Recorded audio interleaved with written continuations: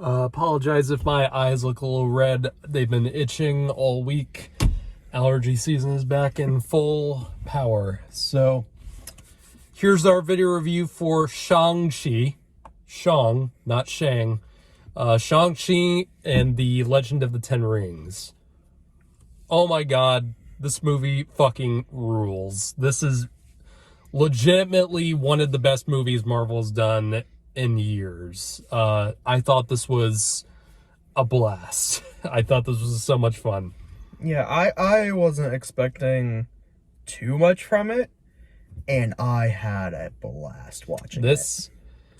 God, the creativity and the choreography in this movie are top fucking notch. I love the choreography. First, I want to get into the cinematography of this movie because it is goddamn gorgeous. So beautiful. It is, and I'll tell you why, because the cinematographer behind this movie is Bill Pope, and if you don't know who that is, he is a legendary cinematographer. He did the Matrix movies, he did Spider-Man 2, he's done Scott Pilgrim, and he's done Baby Driver. He's done a ton of movies, and he, goddamn, every time he touches a movie, it looks phenomenal. And God, the camera work in this is amazing. There's so many great tracking shots in the fight scenes. There's little to no shaky cam in this at all. Some beautiful slow-mo. The slow-mo in this is so well done, and Bill Pope has obviously done a lot of movies involving slow-mo. Matrix, obviously. And goddamn, the fight scenes in this, I'm gonna be honest, I think the action in this movie in general is the best I've seen in any Marvel movie in terms of the choreography and the fight scenes. No other Marvel movie is better than this in terms of the fight scenes. This beautifully done. And oh my god, the openings, the whole first act of this film, I think is the best in any Marvel movie I think I've ever seen.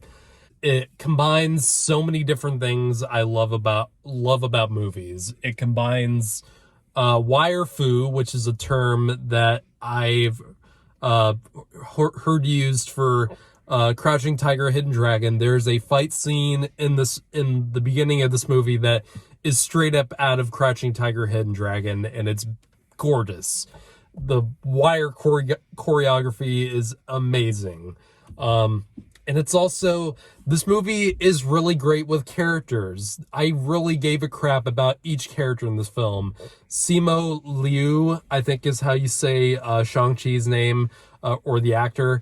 He does a great job, and I was a little bit worried from the trailers that he was going to be kind of a blank slate type of protagonist, that he was just going to be like a Cole Young, for example. And that's not with this at all, and I think he did a legitimately great job. He has great chemistry with Awkwafina, who I absolutely adore in anything I see her in. And even the villain is surprisingly sympathetic, and they don't make him a straight up bad guy. He actually has real motivation. He has a real sense of character. He has a real sense of feeling.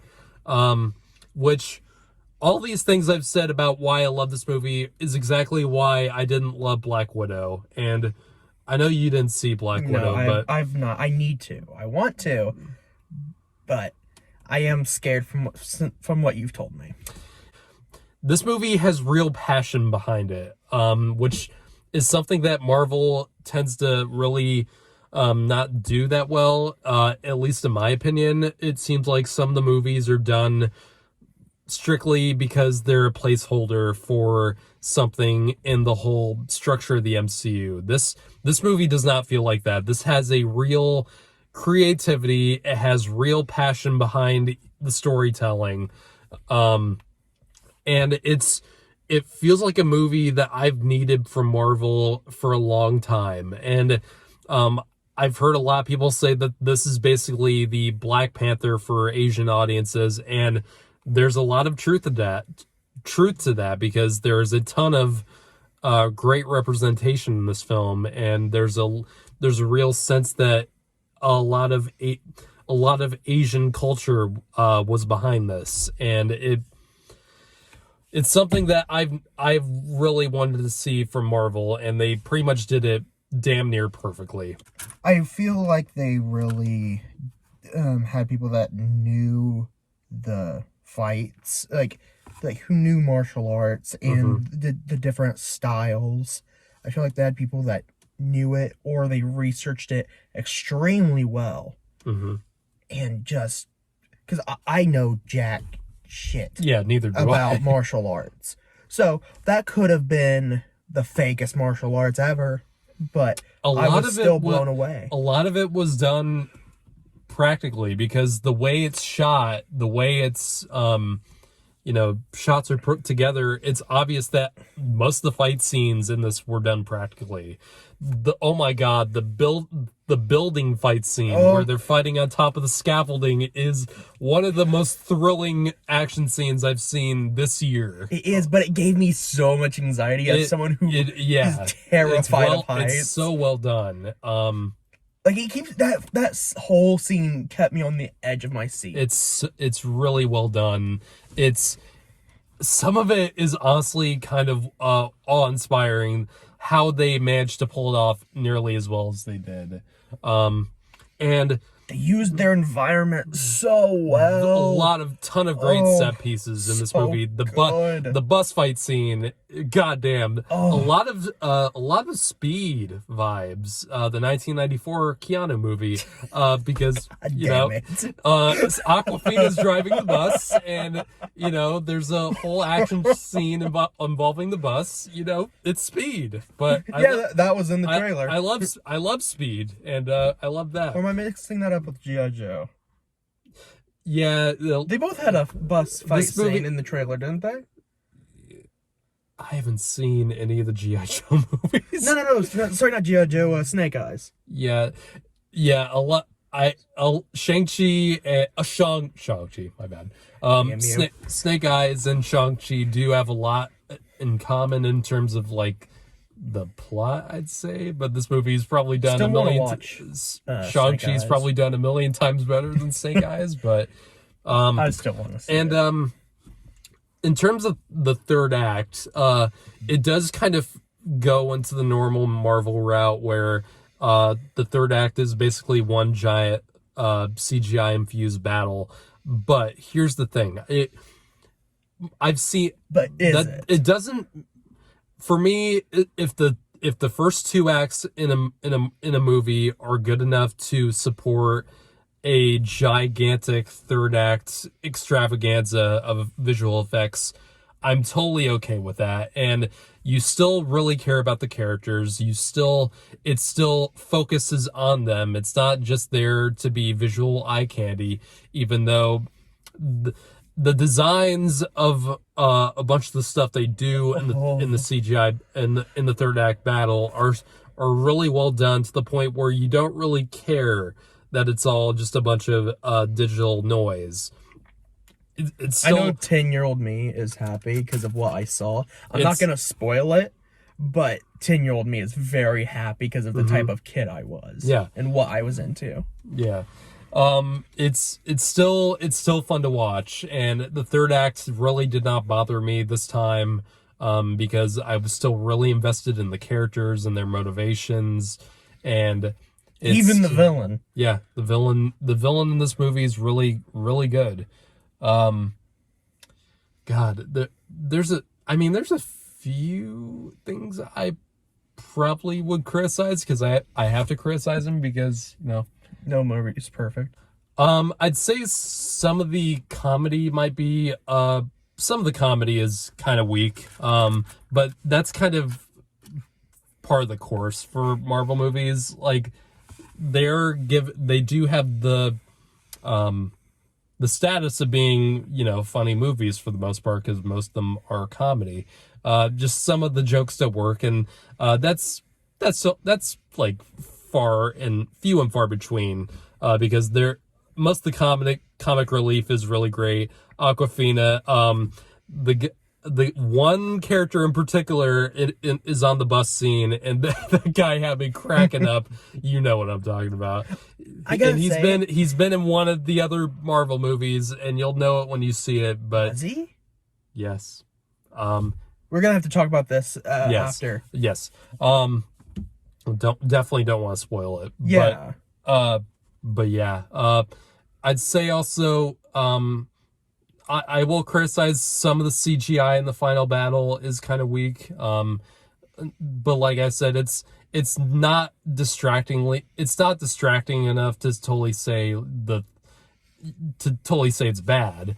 It's or just draws you away from some of it is noticeable, and I'm not sure if I like what they do with a certain character who they bring back from a previous movie, and I'm pretty sure you know who it is because this movie's about the 10 Rings.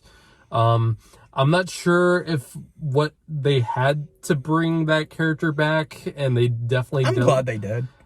Yeah, that character is pretty much there to be a joke. But I'm not sure if they really needed him back for the plot, really. Definitely does kind of disappear for the most part. He doesn't really do that much in the final battle. But technically, they do need them for to move the plot along. So I guess yes, you're right. You're right about that. I forgot about that. That's a good point. Yeah. But outside that, he does kind of disappear for a little bit, and I don't know. I think there was a better way you could have dealt with that character and not just kind of shoo him in because it'd be funny. And he's useful for one scene, but I just think they could have done it a little bit better. Well, I'm not gonna say too much. I'll talk to you more about this after, but there is something that we haven't watched that is canon to the MCU that deals with that character. What's that? I'll tell you after. Okay. Because I don't want to give any spoilers as to who the person is. But yes, outside of that, this movie's so much fun. It is definitely one of the best Marvel movies in a while. It's one of my favorites, I think. It's definitely one of the best origin films they've done. Yes. It's loaded with character. It has a great sense of story. It's got some of the best action they've ever done, if not the best action. And it's a great way for representation for a demographic that really needs it for American films, and I think this hit the sweet spot for me for what I wanted in a Marvel movie. You're gonna say something? I want to say one thing. I am upset that I kind of got a little teased. There was something in the movie that I wanted more of, and they didn't bring a lot. This is in the trailer. Is it the Abomination? Yes. Okay. Yeah, I was a little disappointed by that because I thought one scene. I thought he would. I'm not gonna say exactly what happens, but it was a little, it was a little bit of a letdown. But I'm gonna give the film a 9 out of 10. I really like this a lot. Please see this in theater, especially in IMAX. I think the whole movie was shot in IMAX. Because the aspect ratio didn't change during scenes, so I think the entire film was shot on IMAX. So, definitely check it out. It's not on Disney Plus, so you're gonna have to see it in the theater if you really want to check this film out early.